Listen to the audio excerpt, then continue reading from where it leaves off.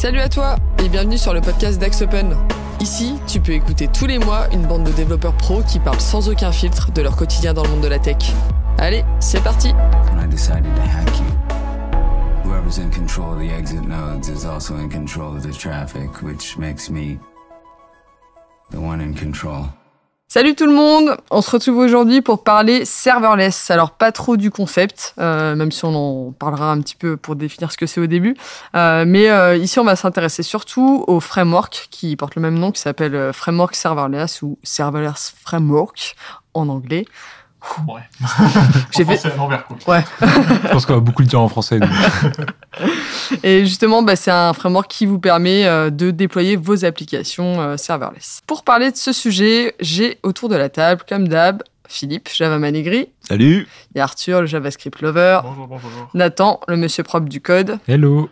Et j'ai Théo qui nous boude encore un petit peu. Alors, on a trouvé un remplaçant. J'ai Jérémy qui va venir dénicher quelques news IT du moment.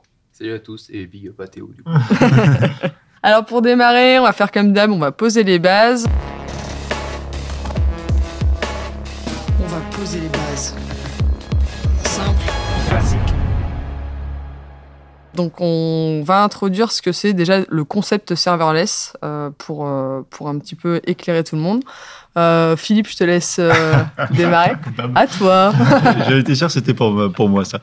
Qu'est-ce que c'est que le concept serverless ? Alors si on le prend au sens littéral, ça veut dire sans serveur. C'est pour ceux qui savent pas bien parler anglais, je te parle surtout pour toi Camille. Serverless, ça veut dire sans serveur. Mais en fait, c'est pas du tout ça que ça veut vraiment dire. Serverless, ça veut dire surtout qu'on va essayer d'abstraire la notion de serveur et essayer d'utiliser des fonctionnalités de compute directement, par exemple pour exécuter des fonctions, sans avoir à paramétrer, configurer, sizer, mettre à jour tout ce qui tourne autour des serveurs. Donc c'est un petit peu, quand on parle de serverless, on va vraiment être le plus loin dans la couche d'abstraction qu'on peut faire par rapport à, si on se rappelle, IAS, PSS, CAS, je vais y arriver. Et en fait, vraiment, le serverless, c'est ce concept de se dire on peut déployer du code directement sans s'occuper de toute l'infrastructure qui est en dessous de nous. On verra aujourd'hui que c'est pas si simple que ça. Et justement, donc, dans ce concept, il y a un framework qui est né qui s'appelle le framework serverless. Donc, on dira... Ouais, c'est dur. C'est vraiment dur. Et donc, ce framework, c'est quoi ? Donc, ça à ne pas confondre avec ce que vient d'expliquer Philippe, puisque c'est deux notions différentes. Mais je vais laisser Nathan peut-être expliquer ce qu'est le framework. En fait, l'objectif du framework, c'est de répondre à une problématique, c'est que actuellement, et principalement sur AWS, même sur les plateformes, mais si on veut déployer une fonction, c'est assez simple. Mais si on veut en déployer 15, c'est beaucoup plus compliqué. Il y a plein de ressources à créer à droite, à gauche. Et en fait, l'objectif du framework, c'est qu'avec un fichier de description qui s'appelle le serverless.yaml, on puisse décrire les différentes fonctions et avec quoi vont être connectées, et il va se charger de créer l'infrastructure. Et l'objectif, du coup, c'est de pouvoir déployer facilement plein de fonctions. Et il y a plein de petites fonctionnalités, typiquement des gestions de différents environnements. Et grâce à ça, en fait, on peut créer toutes les ressources dont on a besoin dans le cloud pour juste publier notre fonction et du coup notre petit bout de code. Juste pour revenir à la définition d'une fonction, parce que je pense pas que ça soit si simple pour les gens qui nous écoutent, en tout cas qui n'ont pas fait de serverless. Une fonction, à la différence d'une API, si je alors c'est évidemment faux ce que je vais dire, mais c'est pour bien comprendre. Dans une API, vous allez avoir plein de méthodes, vous allez avoir tout un tas de code qui peut faire un tas de choses très compliquées. Donc ça va être plutôt un gros bloc de code qui va faire plein de fonctionnalités. Une fonction, à l'opposition, c'est un traitement plus ou moins unitaire. C'est-à-dire j'ai une entrée, j'ai une sortie et je fais le traitement au milieu. Et en fait, globalement, dans l'usage dont on va parler majoritairement, c'est des fonctions qui vont répondre soit à un appel de type REST, c'est-à-dire j'ai une méthode, un appel web service, je vais faire un traitement qui peut connecter à une base de données, peu importe, mais je vais faire un traitement unitaire et je vais être généralement dans un mode stateless. Ça, c'est le premier type de fonction que vous allez avoir. La deuxième type de fonction, c'est les fonctions plus de type réactive, où là, on va avoir un bout de code qui va s'exécuter sur la réception d'un événement. Donc, qu'est-ce qu'on peut avoir comme typologie d'événements ? On peut avoir typiquement un message dans une queue, on peut avoir un fichier créé dans un S3, ce genre de choses. C'est-à-dire qu'on a une programmation réactive. Et c'est pour vraiment ces deux cas d'usage qui sont les cas d'usage majoritaires qui sont aujourd'hui utilisés pour faire des fonctions. Et c'est pour ça que le concept de fonction est vraiment à comprendre de manière autonome et qui n'a rien à voir avec une fonction telle que vous l'utilisez dans votre code habituellement. Ok. Si on revient juste, merci pour l'éclairage, mais si on revient juste sur le framework serverless, c'est un framework qui a été créé, c'est indépendant ou c'est quelque chose qui a été créé par un gros provider ou Alors en fait, ça a été créé en 2015 par un mec tout seul. Donc en gros, juste petit point, les lambdas sont sortis en 2014 sur AWS. Tu peux juste redécrire ce que c'est les lambdas? Les lambdas, c'est le nom du service qui permet de faire des fonctions. Ok. Donc, et c'est d'ailleurs le service qui a presque inventé le concept de la fonction. C'est ça. Donc en 2014, il y a un ingénieur qui s'appelle Austin Collins qui, lui, avait pas mal d'applications avec un peu des services de partout, des VM de partout. Il en avait un peu marre. Et il voit arriver ça, il se dit, ouais, c'est pas mal, mais il manque un truc. Et plus tard sort API Gateway, donc comme disait Philippe, qui permet de faire des API. Et donc ça permet de regrouper des fonctions à travers un seul point d'entrée. Et en fait, il se dit, mais c'est parfait. Avec ces API Gateway et ces lambda, je peux faire toute mon infrastructure, toutes mes applis d'un seul endroit. Sauf qu'il commence à l'utiliser, il se rend compte que c'est vraiment pas pratique. S'il faut, comme disait Nathan, s'il faut gérer plein de fonctions, c'est l'enfer parce que vous réutilisez du code, mais du coup vous le réécrivez parce que pour chaque fonction, c'est vraiment, faut voir chaque fonction comme un projet entre guillemets à part entière si vous n'utilisez pas de framework. Et donc il commence à créer son petit projet, donc son framework, pour lui-même s'aider à faire ça. Il l'appelle Jaws au début, donc, comme la mâchoire des requins. D'ailleurs, son logo, c'est un petit requin. Et il le met en open source sur GitHub, et il le met sur un site d'actualité geek à l'époque, Hacker News, qui s'appelait.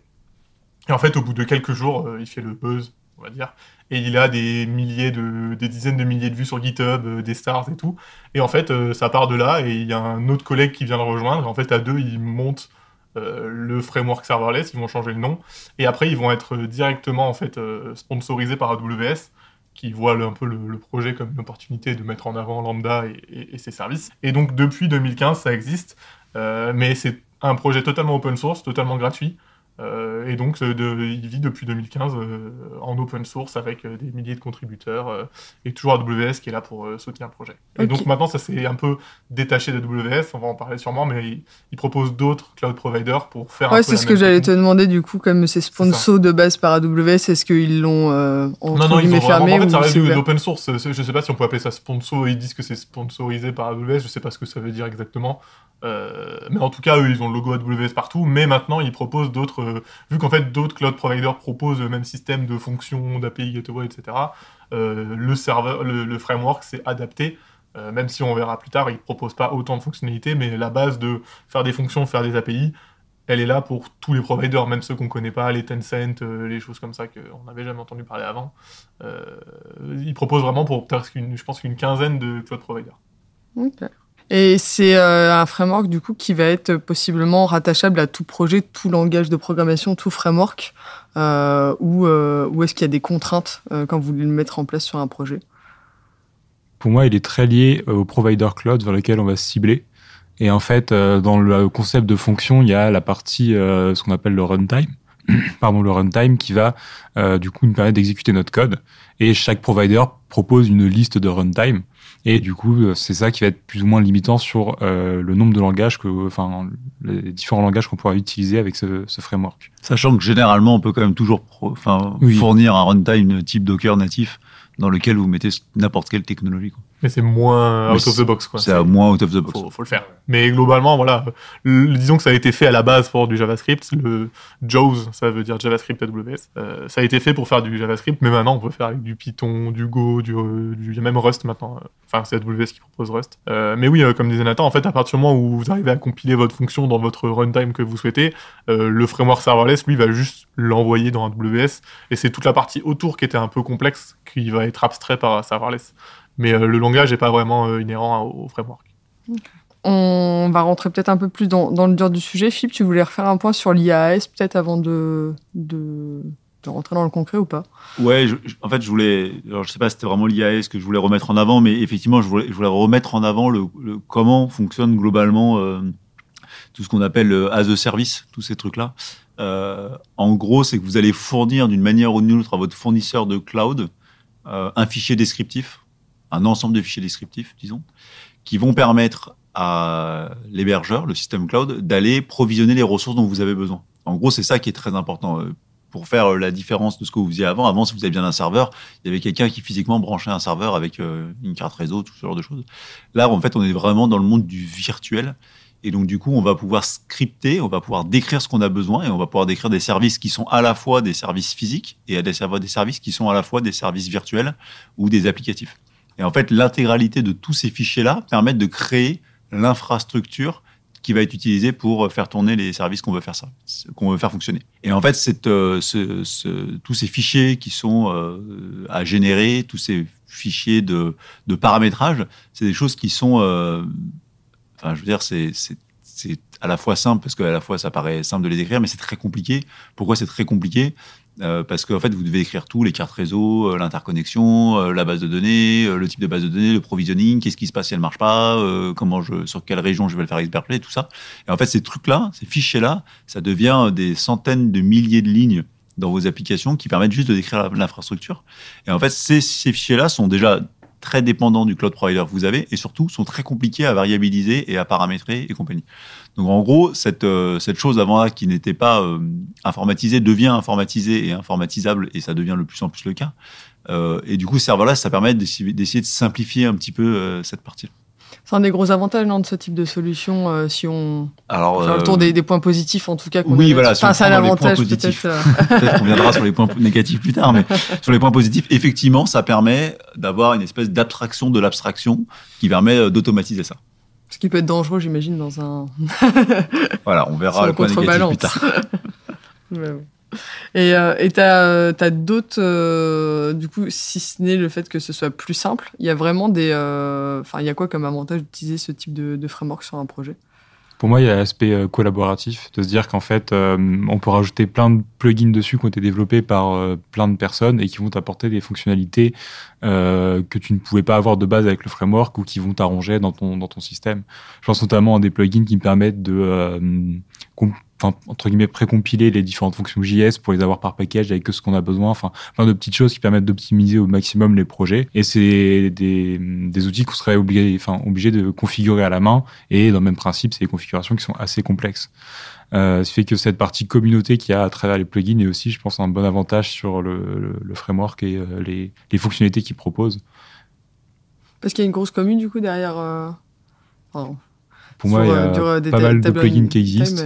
Ouais. Après, c'est comme tout, c'est comme tous les différents packages ou plugins. Faut pas prendre n'importe lesquels, faut vérifier le cycle de vie parce qu'il n'est pas assuré par le framework. À tout moment, si le framework il évolue et que le plugin il évolue pas, en fait, on va être limité. Enfin, faut toujours faire attention aux adhérences qu'on porte et qu'on rajoute sur les projets. C'est quoi pour vous, du coup, les gros inconvénients d'un framework comme celui-ci quand vous venez de l'ajouter sur un projet ? Philippe, vas-y, lâche-toi. Je te vois. J'ai l'abstraction en plus. Qu'est-ce qu'il y a ? Du coup, j'ai l'abstraction en plus. Ouais, alors, je vais revenir sur ce que disait Nathan, parce que avant de passer sur les points négatifs, mais ça va faire la transition, tu verras, ça va être magique.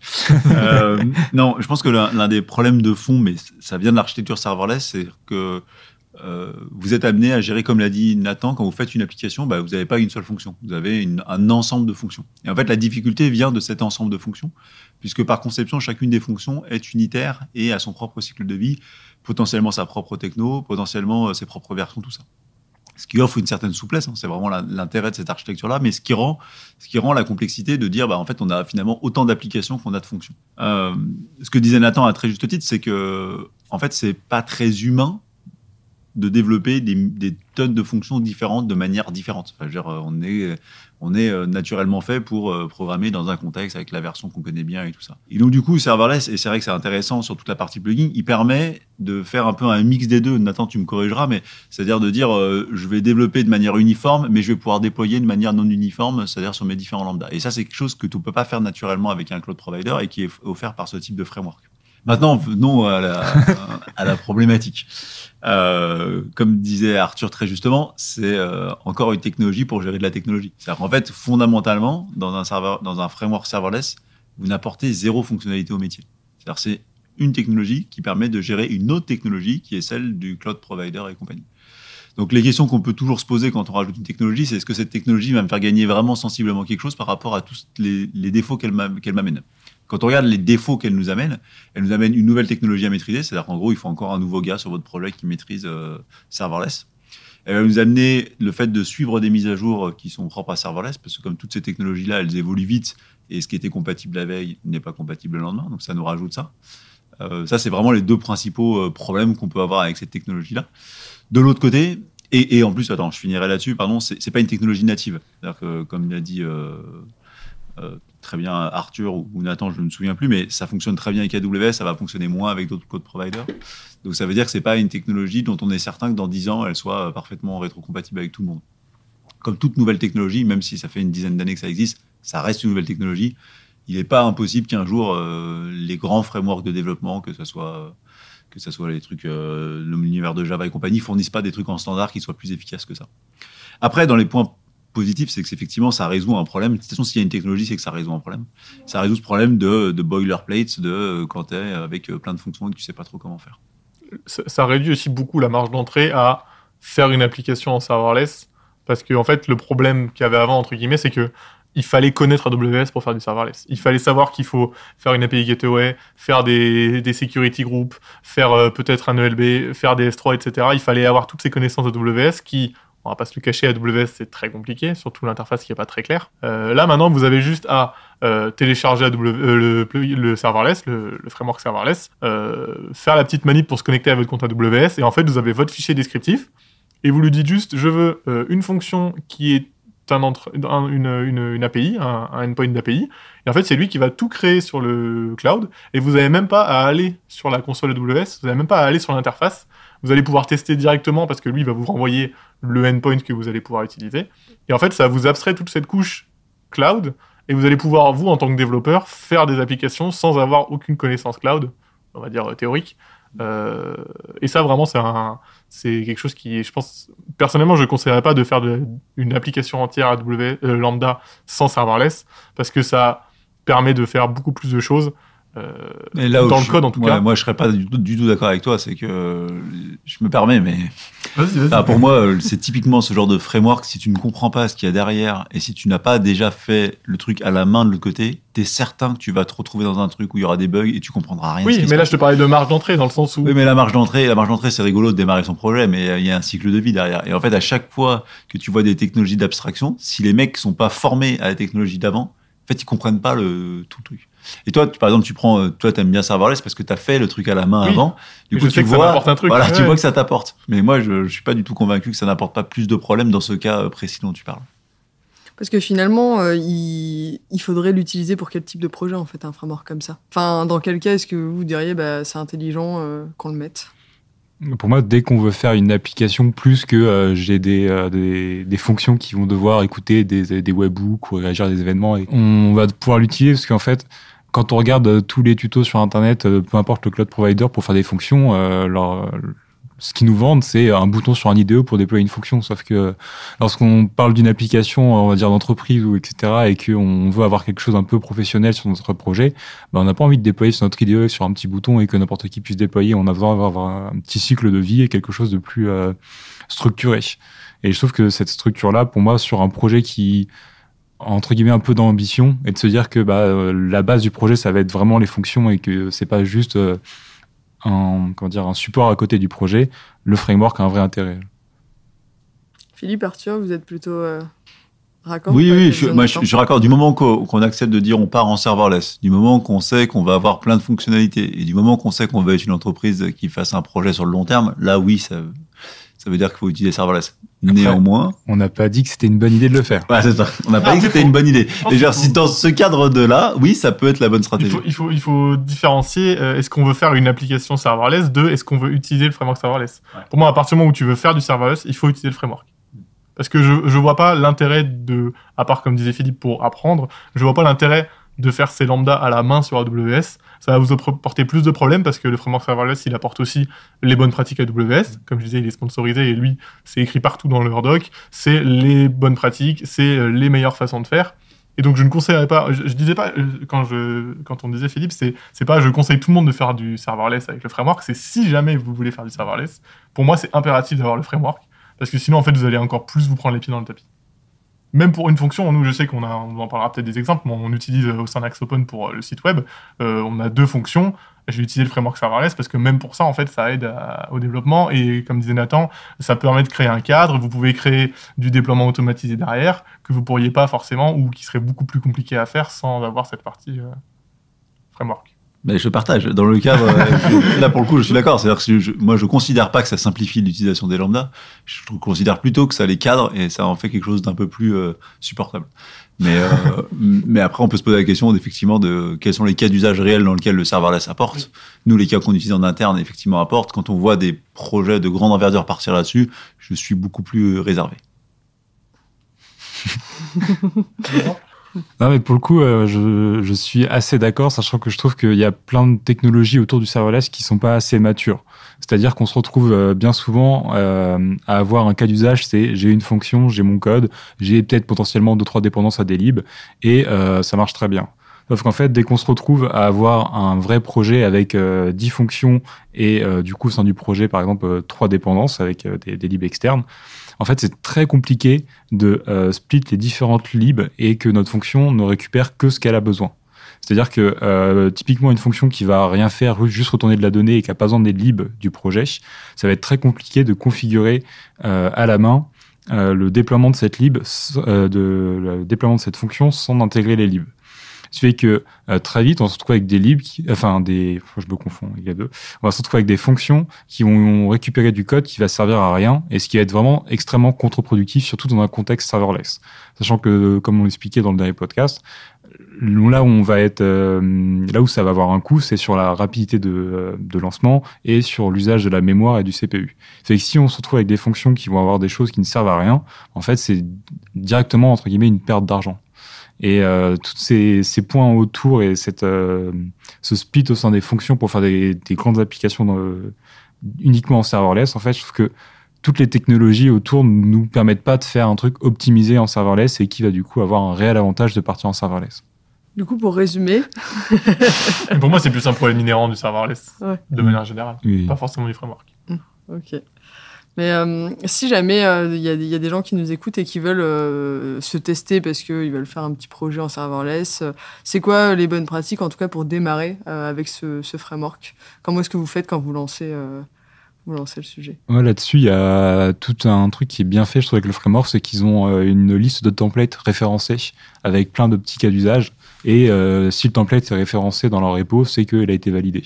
Donc, il est plus ou moins vieux, il faut plus ou moins voir. En fait, ça permet d'avoir accès à plein de configurations différentes du framework et du coup d'avoir une idée de comment on peut nous l'utiliser.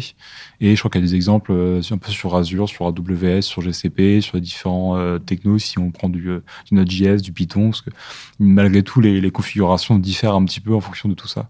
Et le fait d'avoir des exemples, c'est assez pratique. Il y a des exemples assez poussés. En plus, c'est pas juste un Hello World. Il y a vraiment utiliser une queue sur AWS avec des events S3, avec, il y a vraiment des exemples, pas juste un Hello World comme on trouve partout sur Internet. On a vraiment des vrais exemples poussés avec plusieurs fonctions qui font des choses qui sont peut-être même plus complexes que ce qu'on voulait faire, mais ça permet d'avoir un bon pied à l'étrier.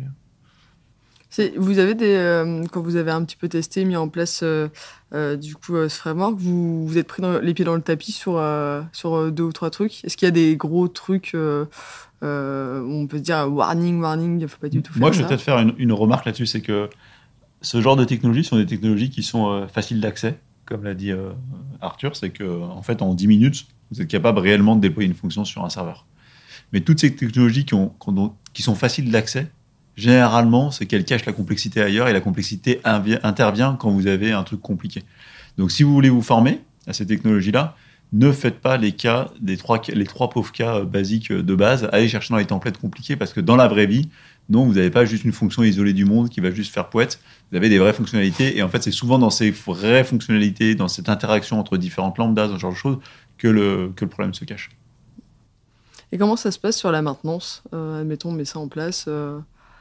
sur du moyen long terme, est-ce que c'est un framework qu'il faut mettre à jour régulièrement comme les autres frameworks ou est-ce que Il a ses mises à jour, ça fait 10 ans qu'il existe, là maintenant il est en version 3 point quelque chose. Il a ses mises à jour, mais vu qu'en fait c'est pas un framework dans le sens où c'est pas un langage ou une surcouche à un langage, c'est vraiment un cadre autour de quelque chose, autour du CLI d'AWS en fait. Il n'y a pas de breaking change au point où si vous avez loupé 6 mois de version, il n'y a plus rien qui marche. Après, vous avez les breaking change d'AWS. Oui, bien sûr. Donc, si AWS fait des breaking change, il faut que serverless suive. Par contre, pour la maintenance, c'est aussi un des gros avantages, je trouve, de serverless, c'est que vous pouvez déployer une fonction à l'unitaire. S'il y a besoin de faire un seul fixe, vous n'êtes pas obligé de tout déployer. Bon, ça, c'était la base sur AWS. En Lambda, c'est déjà comme ça, mais je veux dire, le framework vous permet de le faire. Vous allez pouvoir déployer des environnements différents très simplement. Donc en fait vous avez un système de stage comme disait Nathan au début et en fait si vous voulez faire vite fait un petit environnement de dev vous allez pouvoir juste lancer avec le stage dev et en fait il va tout vous recréer dans le cloud Donc, au coût que ça peut coûter, mais il va tout vous recréer. Vous allez pouvoir faire votre petite recette, votre dev, et vous allez pouvoir tout supprimer juste après en faisant juste un delete. Et en fait, lui, vu que c'est lui qui a tout créé, c'est lui qui peut tout supprimer. Et donc, en fait, vous allez pouvoir créer des espèces d'instances de tests comme ça, et c'est très pratique. Et tu parlais tout à l'heure des... Je sais pas si vous vouliez rajouter un... Non, t'as tout dit, Arthur. Non, mais tu parlais tout à l'heure des pièges à ne pas tomber dedans. Moi, j'en avais un qui m'a beaucoup posé problème. C'est que c'est pas forcément lié à serverless, le framework. C'est que Nathan parlait tout à l'heure des runtime. Et en fait, les runtime évoluent très vite, dans le sens où, par exemple, Node.js sort une version tous les ans à peu près. Et en fait, au bout d'un moment, AWS supprime ses runtime un peu vieux. Ce qui fait que si nous, on avait un exemple, on avait une fonction qui fonctionnait en Node 10. Et en fait... AWS les supprime, mais il ne va pas supprimer si vous utilisez encore la fonction. Mais si vous voulez la mettre à jour, il ne vous autorisera pas à la mettre à jour.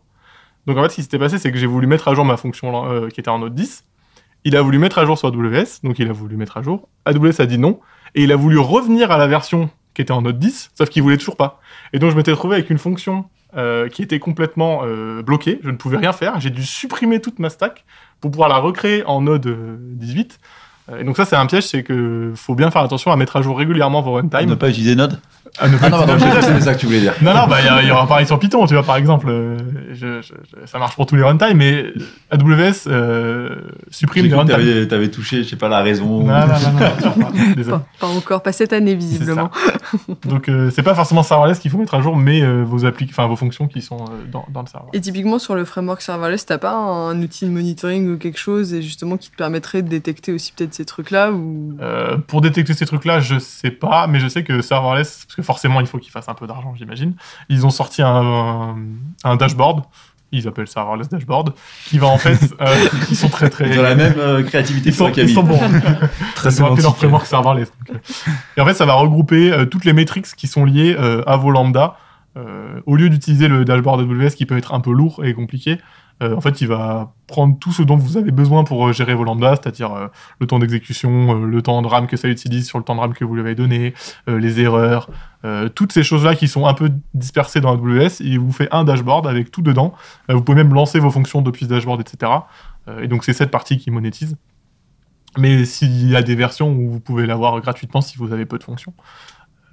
Mais oui, il y a tout ça qui est mis en place sur le framework. Et vous pensez que... Alors, moi, je me rends pas bien compte. Est-ce que c'est quelque chose qui est utilisé aujourd'hui dans les entreprises, un framework comme ça, ou c'est quelque chose qui reste encore à la marge comme j'imagine, il n'y a pas non plus des millions de projets serverless qui se lancent. Alors, c'est toujours difficile de savoir ce qu'il y a dans l'entreprise, parce qu'on connaît toujours que les entreprises qu'on connaît, mais globalement, c'est plutôt une technologie qui a été beaucoup utilisée dans le domaine des startups. Celles qui n'ont pas de SI de base, ils sont partis directement en serverless et du coup, ils sont partis comme ça. Et avec tous les échecs qu'on a pu connaître auprès de certaines de ces sociétés. Mais c'est quand même... je dirais que c'est à peu près autant utilisé que les lambdas sont utilisés, parce que finalement, c'est toujours utilisé conjointement en lambda. Et puis, j'ai vraiment pas trouvé aucun concurrent. Ouais. C'est-à-dire que j'ai essayé de chercher, après c'est dur, parce que quand on cherche framework serverless, on tombe sur framework, ils sont bons, hein. On tombe sur framework serverless, mais j'ai pas vraiment trouvé aucun concurrent. Non, moi je suis d'accord, pour l'instant je ne vois pas. Après, tu peux avoir des choses en Terraform, des choses comme ça qui pourraient venir concurrencer, mais sur un périmètre un peu différent. Et vous pensez que c'est un framework qui est voué à évoluer, ou pour l'instant c'est quelque chose qui marche bien et il a atteint une certaine maturité? Je pense là, le but, c'est un peu qu'il s'élargisse sur le nombre de cloud providers et sur aussi la possibilité. Parce que comme on disait, en fait, AWS, vous pouvez faire globalement tout ce que vous voulez. Et sur la partie Azure et autres providers, c'est que la partie fonction et API. Donc je pense qu'ils essayent d'augmenter sur ça, mais après, ça reste de l'open source. Donc techniquement, tant qu'il y a des gens qui l'utilisent, il y aura des gens pour contribuer et ça va évoluer avec le temps. C'est un peu l'avantage de l'open source aussi, c'est que ça va pas, ils vont pas arrêter le support d'un seul coup comme Google peut le faire avec d'autres technologies.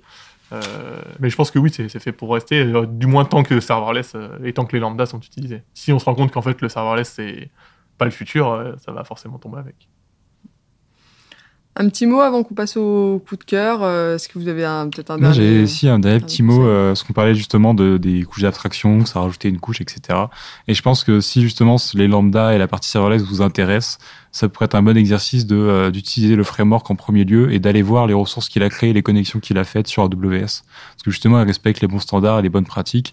Et en fait, ça permet d'avoir un premier point d'entrée, de voir comment il faudrait bien faire les choses et de voir un peu les différents liens qui sont faits, les différentes ressources qui existent. Et je pense que ça peut être un travail intéressant si jamais le sujet vous intéresse. Pour info, ça crée des stacks sur CloudFormation. Voilà, si vous voulez vraiment y aller, vous avez les mots-clés. Ça marche. Bon, bah, merci en tout cas à vous trois pour vos éclairages sur ce sujet. On va passer au coup de cœur.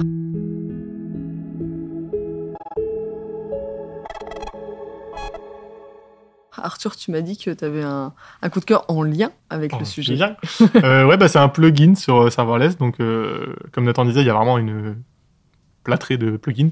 Il y en a partout pour tout. Et j'ai découvert celui-là il n'y a pas si longtemps, qui s'appelle Serverless Lift. C'est pas facile à dire. Serverless Lift, qui permet de rajouter une couche d'abstraction. Non, en gros, ce qui se passe, c'est que si vous aviez besoin d'utiliser un S3, par exemple, pour attacher vos fonctions aux événements de création de vos objets sur S3, par exemple, donc si vous avez besoin de faire du réactif sur S3, donc le compte de stockage sur AWS, il fallait que vous créiez vous-même le S3 et la ressource, et donc il fallait que vous créiez vous-même le script qui permet de créer la ressource. Donc ça s'appelle du CloudFormation, ça ressemble à du Terraform, mais ça reste quelque chose qu'il faut apprendre, c'est assez complexe, et il fallait le faire à la main.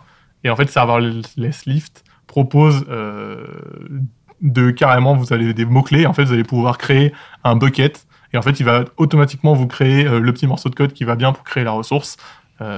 Et vous avez ça pour globalement tous les services qui sont liés en réactif au Lambda. Donc, que ce soit les queues, les S3, les webhooks, etc. Ça va vous éviter de rajouter cette partie-là, surtout si vous ne connaissez pas trop le CloudFormation, c'est un peu complexe. Après, oui, ça rajoute de l'abstraction, quoi. Sans commentaire. Non, mais en fait, j'avais la tête de Philippe. j'avais pas vu Philippe avant de parler de ce plugin, mais c'est vrai par rapport à ce qu'on dit dans le podcast, c'est rigolo. Je pense qu'il a un coup de gueule en rapport avec ton coup de cœur. Il en a rajouté un, finalement.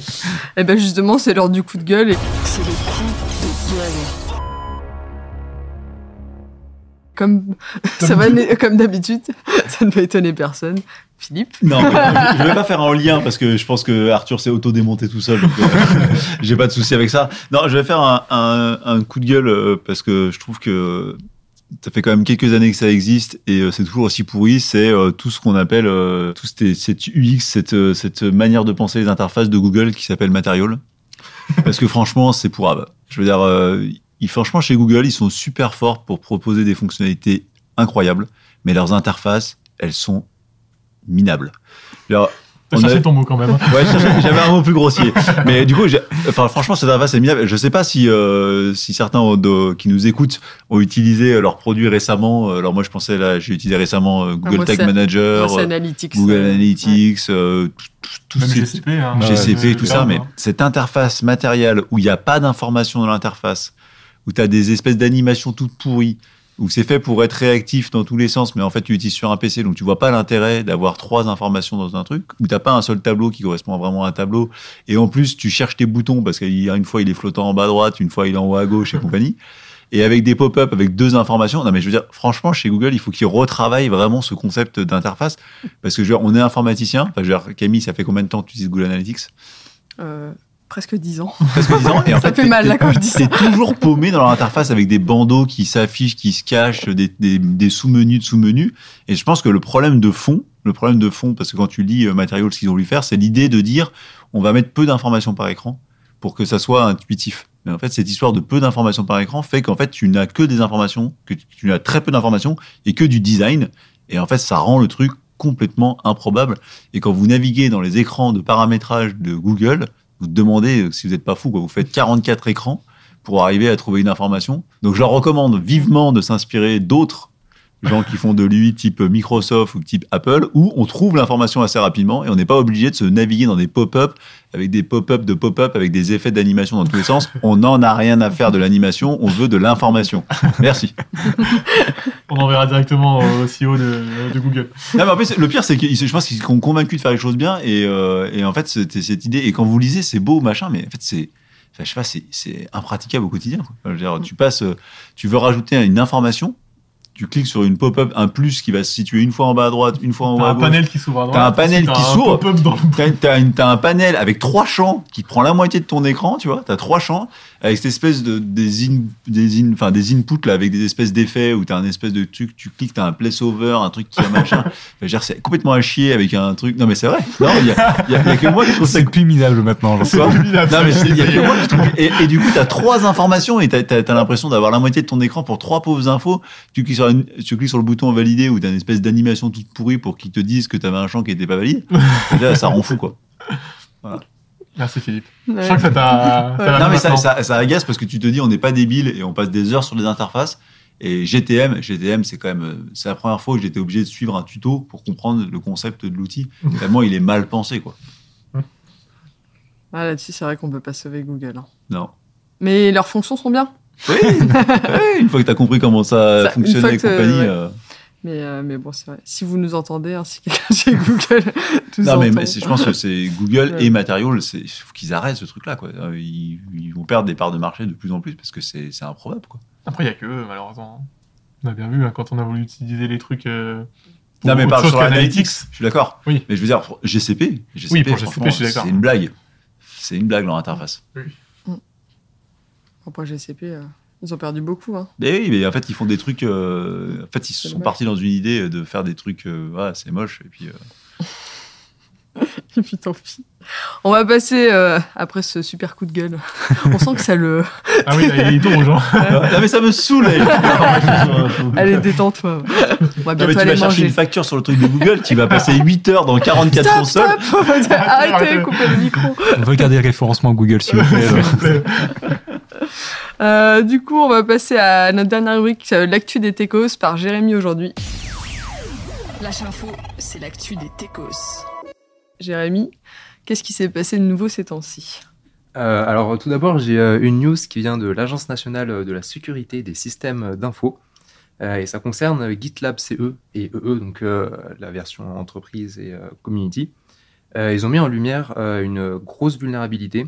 En fait, ça consiste en quoi?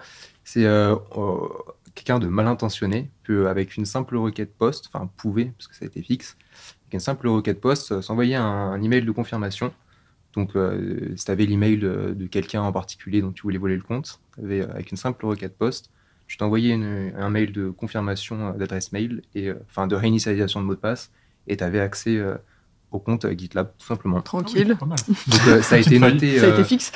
Alors, ça a été fixe d'après GitLab dans les dernières versions. Ils ont noté cette vulnérabilité 10 sur 10, naturellement, parce qu'elle est, je cite, triviale à utiliser. La deuxième news, beaucoup plus courte et moins flippante, elle concerne Oracle. Ils ont rajouté un support JavaScript dans MySQL. Ah, enfin. Donc, on peut écrire des programmes en JS stockés. Imagine faire de l'Oracle et du JavaScript, Philippe. C'était 2 technologies préférées, non? Et les fusionner, c'est Tout ça vraiment. en serverless. Quelle Je pense qu'ils ont merveille. déjà chacun eu leur coup de gueule distinct. Quelle bonne idée de mettre du code dans la base de données. Quelle bonne idée. Ils disent que ça attirait les développeurs JavaScript. Et donc du coup, la dernière news nous vient de la CNIL. Ils ont été avertis par les groupes Viademis et Almeris, donc ces 2 opérateurs qui assurent la gestion de tiers payants pour des complémentaires de santé mutuelle. Et donc cette news elle est très récente, elle date du 7 février. On aurait plus de 33 millions de personnes qui auraient été concernées par une fuite de données, enfin un vol de données, tout simplement. Alors ils assurent que c'est pas des données extrêmement sensibles telles que des informations bancaires, des codes postaux ou des données médicales, mais par contre il y aurait l'état civil, la date de naissance, T'as ton numéro de sécu aussi. Hein. numéro de Ouais, sécu numéro quand de même, sécu. ouais. On n'en Et fait rien en donc, France avec ça. Aux voilà. États-Unis où on te vole ton numéro de. Je sais plus comment ça s'appelle, mais numéro de carte verte, là, t'es fini. On peut prendre des prêts à ta place et tout. Bah après, est-ce qu'ils sont sûrs, tu vois, parce que j'écoutais aussi les news et j'entendais parler de ça, et tu te dis, bah, est-ce qu'ils sont sûrs qu'ils ont pris que ça pour l'instant, tu vois? En 33 millions, c'est la moitié de la France quand même. Hein. Bah, ça fait beaucoup, ouais. Après, est-ce qu'ils parlent pas mais, aussi de très vieilles données? Parce que si c'est genre 33 millions sur les 70 millions de Français actuels, ou est-ce qu'il n'y a pas des trucs des gens qui sont morts et tout? ouais. Mais bon, enfin, ça fait quand même un truc d'ampleur, quoi. Super joyeux. Mais bon, ça Vous fait. avez une chance sur deux de vous faire spam d'emails de spam. la semaine Mais je crois prochaine. qu'ils n'ont pas les emails, hein, il me semble. Ils ont que pour l'instant, tes noms, enfin ton état civil, tes noms, prénoms, numéro de sécu. Mais bon, après, si tu arrives à décliner, à récupérer et ensuite à faire une super campagne. Bon, ça En vrai, peut avec être, nos prénoms, t'as quasiment les emails de la moitié des gens. ça se retrouve. Ça se retrouve. Merci en tout cas, Jérémy, pour les actus. Merci à tous pour l'éclairage d'aujourd'hui sur Framework Serverless. Et puis, on se dit merci à tout le monde de nous avoir écoutés. Puis, on se donne rendez-vous tout bientôt pour un prochain podcast. À bientôt. Salut. Salut. Salut.